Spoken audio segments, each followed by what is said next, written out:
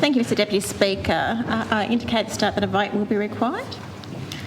I move notice of motion number 196 standing in my name. Mr Deputy Speaker, a vote is required, yes, that's correct. Mr Deputy Speaker, it is my pleasure to be bringing forward this important motion on behalf of the thousands of Tasmanians who would like to be able to participate in ice sports either recreationally or competitively.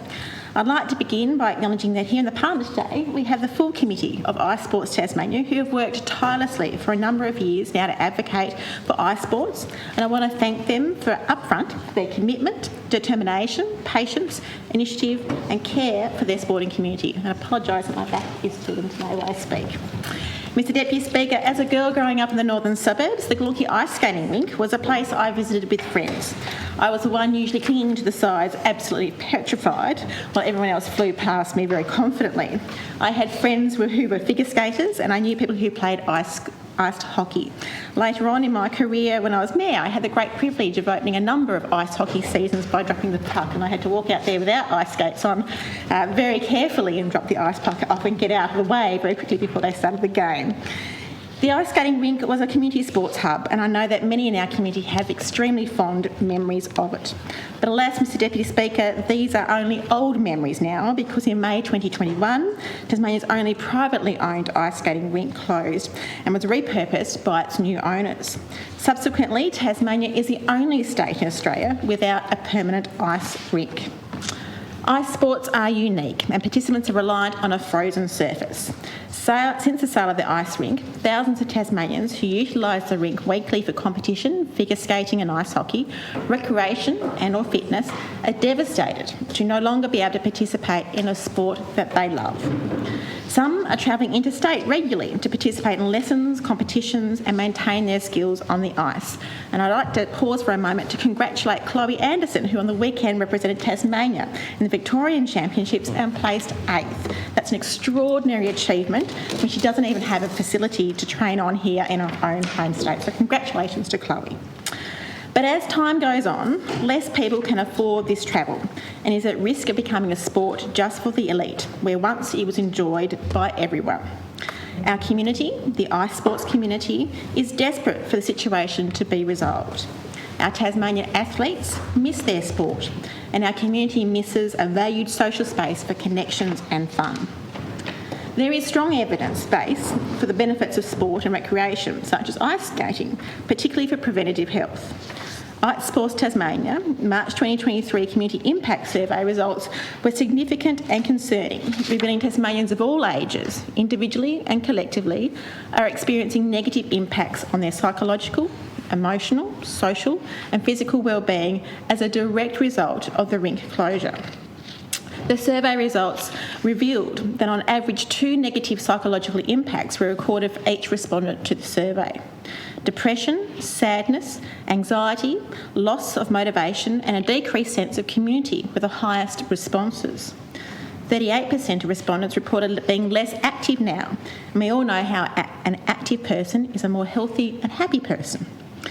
47% of respondents said they were less connected to others now. And we all know how important sport is to a person's health and well-being. That's why governments of all persuasions fund and support it. And this sporting community have had their sport and community ripped away from them. I want to pause for a moment, Mr Deputy Speaker, to read into some of the testimonials from those who responded to the survey, because I think they really do paint a picture of how the community are feeling at the moment about the loss of an ice skating rink. The first one: I'm 13 and the impact has been pretty tremendous. Being out on the ice is where I feel the most me, safe, and I am being part of the world. Without the rink, it has took a big toll on me because I constantly feel so many emotions. Sometimes it's hard to comprehend. I feel lost in myself. I feel guilty that my mum, dad, supporters have been doing so much for something that they should have sorted out by now, and mostly I feel upset. Upset that the rink has shut.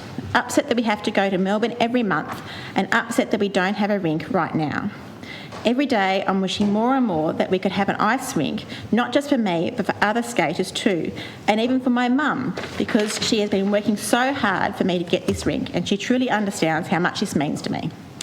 Another thing that hurts me on a deep level is that in this day and age, not everyone can afford to go to Melbourne. And that breaks my heart because I know that there are a possibility they could lose their skills and their love for the sport, which anyone who loves the sport will understand the empathy of losing something of that value to you and for only the reason that you can't afford it. I truly think this rink will lift people's mental health and, of course, physical health so much because, for me, it was like a whole new world. I actually thought that it was a paradise, especially the feeling of all those long nights with sore feet and working so hard, and then you can actually land your first jump or do a spin or even win a competition. That is a feeling I hope that I will never lose. Another testimonial. Disappointed, frustrated, lost my niece to Melbourne. Sorry, I'll start again. Another testimonial. We have lost a wonderful and fun activity. It was only one of the few places you could go and participate in an activity together as a family. It was something special to take the children or pop on the skates as an adult and pretend to be a child again. Another one. It's quite an emotional loss. I used to train 3 times a week with good friends and we rarely see each other now. The rink and the other skater, as well as their families, were a large part of my social life, fitness and community, which I miss. Another testimonial. I am sad, depressed, and I'm the loneliest I've ever felt in my life. Hockey was everything to me. It's all I had, and it got me through some tough times. I don't have motivation, I'm socially isolated, and the feeling of aloneness haunts me. Another testimonial. Devastation for my child who lost her ice sport. Sadness as a parent not being able to give her a clear explanation of what is happening and the time frame re a new rink. Another one. I played ice hockey for over 40 years now. I'm an ice hockey player without a rink and a team. I miss my teammates and I miss all my fellow ice hockey players. And then finally, Mr. Speaker, my son loved ice hockey. He has a lot of issues socially and with anxiety, and ice hockey meant the world to him. He was devastated when the rink closed. I think those words, Mr. Speaker, speak volumes about the experience of Tasmanians, the concern they feel and the loss. These are the words, Mr. Speaker, of Tasmanians who are looking for solutions to bring back the sport and activity they love. After significant advocacy and lobbying from the ice sporting community, in December 2022, the Tasmanian Government commissioned a feasibility study to assess the viability and practicality of establishing a new rink in Tasmania. And I note, Mr. Speaker, that the feasibility study was finally released yesterday. And indeed, it did outline that there is a strong demand for an ice rink in Tasmania, something that really ought to be no surprise. The ice sporting community don't have an alternative option in this state. They can't go down the road to a neighbouring facility in the next suburb like every other sport can. Their neighbouring facility is in a different state, of great expense and beyond the financial resources of most. So, Mr. Speaker, I hope that we are all clear here that there is a demand. There are people suffering as a result of having no facility, and the ice sports are in desperate need of a solution, and it's urgent. So what can be done? Over the past 2 years, pre and post rink sale, Ice Sports Tasmania has nurtured collaborative relationships with a broad set of stakeholders to generate opportunities for a new rink. This includes local and state government, Tasmanian national sporting bodies including Figure Skating Association Tasmania, Ice Hockey Tasmania, Broomball, Curling, Australian Winter Olympic Institute, the Tasmanian public and recreational skaters, and an international investment group with specialist skills and experience in design and operation of ice sports facilities across Australia. On Tuesday the 10th of October this year, Minister Street was sent an unsolicited options paper detailing 3 solutions for a new ice sports facility in Tasmania. The solutions aim to secure the future for ice sports in our state. While each of the proposed solutions would include funding from a private investor, there is a one-off financial investment from state government to assist in upfront capital costs. Each solution will provide a dedicated space for ice sports training competitions, recreational skating, catering to the needs of athletes, enthusiasts and the community. It will have the capacity to manage growth in our local ice sports and include one Olympic-sized surface so that our athletes can train and compete on a level playing field with their interstate competitors.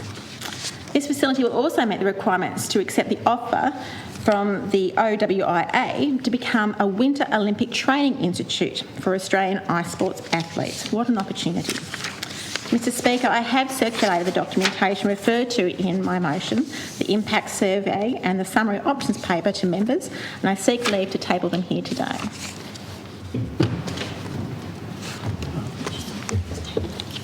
Sorry?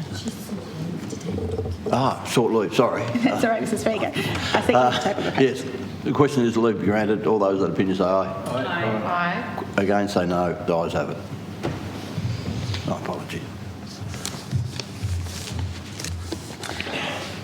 I draw members' attention particularly to options 1 and 2, which have relatively short construction times, and the private developer contributing the majority of upfront capital costs. Option 1, for example, would see an air dome ice rink constructed in less than 12 months for an estimated cost of between $6 to $8 million. The capital cost request of the state government is a relatively small $2 million. I say relatively small because by comparison to other sports with existing facilities, and I specifically reference a stadium for AFL or the basketball facilities at the Doohan Entertainment Centre, this is a very small investment sought from the state government. I pause here to briefly acknowledge that in the release of the feasibility study yesterday, some 10 months after it was commissioned and almost 2 months after the government received it, Minister Street issued a media release which indicated that now the feasibility study has been completed, the next step is, yes, you guessed it, another study. This time a facilities option paper. Now the wonderful people in the ice sporting community have been incredibly patient in trying to follow what seems to be a lengthy bureaucratic process, and I can hardly blame them for becoming frustrated. Unlike AFL, basketball and other sports or community grants for rowing sheds or community halls, for instance, their support has no facilities.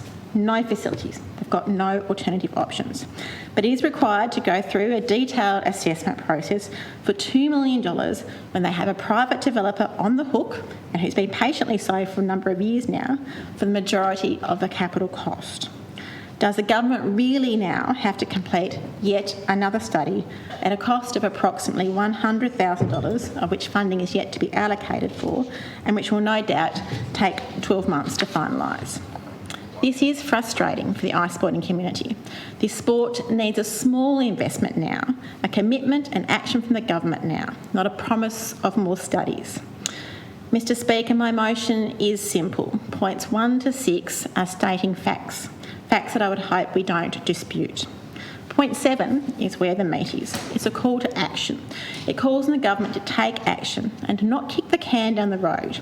It would give the ice sports community a light at the end of the tunnel. It will give them hope that a solution, a physical facility, not another talk fest, is on its way. And I hope that here today, members of this House can acknowledge the current situation with ice sports in Tasmania and offer that community a way forward. In conclusion, Mr Speaker, I want to take a moment to thank members of this place for their collaboration. With my notice of motion, I usually like to try and collaborate with all parties to get a good outcome for the community, because that's what I believe we all here want to do.